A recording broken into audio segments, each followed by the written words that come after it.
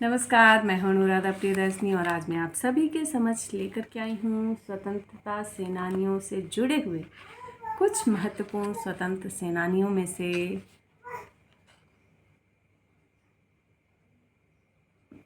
एक स्वतंत्रता सेनानी जो कि हमारे देश के प्रथम जो है प्रधानमंत्री थे। कौन? पंडित जवाहरलाल नेहरू। इनकी कहानी सुनिएगा। इसको ईशानी लेके खोल के दिया है तो इसके सामने ही पढ़ रही हूँ। पूरे घर में गतिविधियां तेज हो गई थी। ऐसा प्रतीत होता था कि पिता मोतीलाल नेहरू नाराज थे। घर के सारे सेवक कुछ ढूंढ रहे थे।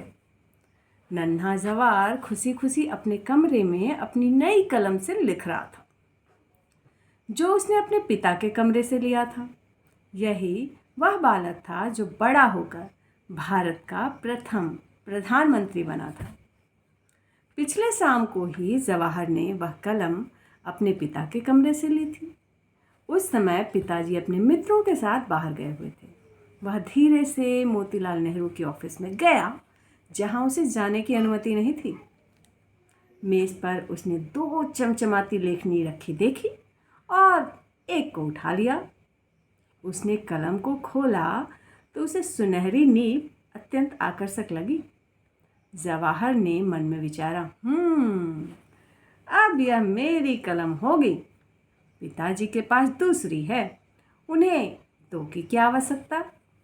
मन में ऐसा विचार कर जवाहर ने कलम ले लिया, अपनी जेब में डाला और अपने कमरे में आकर उसे अपनी पुस्तकों के बीच में छिपा दिया। नन्हे जवाहर अपने पिता की अमूल्य निधि उन कलमों की ओर अत्यधिक आकर्षित हुआ करते थे। कलम ढूंढते ढूंढते सेवक ने कहा, नन्हे मालिक। उत्सुकतापूर्वक जवाहर ने कहा, क्या क्या आपने अपने पिताजी की कलम देखी?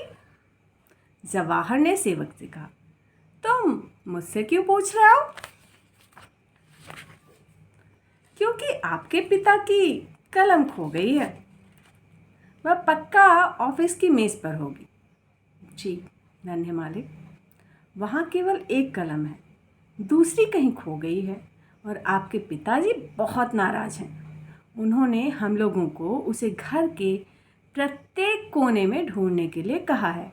आप जानते हैं कि वे कलम उनकी अमूल्य निधि है। जवाहर यह सुनकर स्तब्ध रह गया।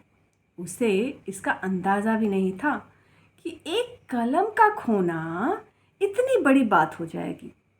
बिना कुछ कहे हुए जवाहर अपने कमरे में लौट आया। कलम लेकर उसने उसे अपनी पुस्तकों के बीच में छुपा दिया। उसका दिल जोर जोर से धड़क रहा था। उसने सोचा, ओह, पिताजी बहुत रुष्ट होंगे। मैं दोषी हूँ, यह पता चलने पर क्या होगा। जवाहर भयभीत हो उठा। वह अपने पिता से बहुत प्रेम करता था और दिल से उनकी प्रशंसा करता था। अतः पहली बार उसने सोचा, यदि मैं अपनी गलती मानकर उन्हें कलम लौटा दूं, तो संभव है वह मुझे क्षमा कर दें। हालांकि जवाहर में ऐसा करने की शक्ति नहीं थी। कई दिनों तक घर में कलम की खोज चलती रही। समय के साथ जवाहर इस घटना को भूल गए थे। फिर एक दिन अचानक जवाहर को पिताजी ने बुलाया। जवाहर, क्या तुमने मेरी कलम देखी? भोले भाले जवाहर ने कहा, जवाहर, हाँ, किंतु आजकल वहाँ एक ही कलम है। तुम्हें पता ही होगा कि दूसरी खो गई है। जी नहीं पिताजी, मैंने आपकी कलम नहीं देखी। जवाहर लड़खड़ा गया। अगले ही पल मोतीलाल नेहरू ने जवाहर की गाल पर जोरदार तमाचा जड़ा और फिर पूरे शरीर की जोरदार धुलाई होने लगी। नन्हे जवाहर की याचना सुनकर सेवक और जवाहर की माँ दौड़ी हुई आई। झूठे, तुमने मेरी कलम चुराई है ना? चुराई या नहीं? जवाहर की आंखों में आंसू बहने लगे और टूटी हुई आवाज़ में उसने कहा, जी, मैंने यहाँ से लिया था। मुझे अच्छा लगा था। तुमने कलम चुराया, अपने कमरे में उसे छिपाया और अब बहाना बना रहे हो कि कुछ जानते ही नहीं। तुम्हें हमने यही सिखाया है। पिताजी की मार खाने से पहले ही जवाहर भागकर अपनी माँ से जाकर लिपट गया। माँ ने पिताजी से पूछा, हुआ क्या है, क्यों जवाहर को मार रहे हैं? एक तो इसने मेरी कलम चुराने का साहस किया, उसे अपने कमरे में छिपाया और चुपचाप हम लोगों को कलम ढूंढता हुआ देखता रहा। लानत है, इसके लिए यह एक चेतावनी है। मैं नहीं चाहता हूँ कि भविष्य में ऐसी हरकत दोहराई जाए। जवाहर ने अपने पिता का ऐसा क्रोध पहली बार देखा था और अनुभव किया था उसे शारीरिक और मानसिक यातना भी हुई थी। फिर भी उसने अपने पिता के प्रति कोई दुर्भावना जागृत नहीं होने दी।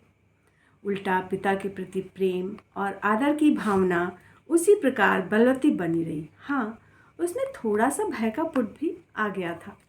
तो ये थी पहली सीख जवाहरलाल नेहरू जी को कि झूठ नहीं बोलना चाहिए और चोरी नहीं करना चाहिए। समझे बच्चों? चलिए कल फिर कोई और कहानी लेके आऊँगी। अभी के लिए बाय बाय।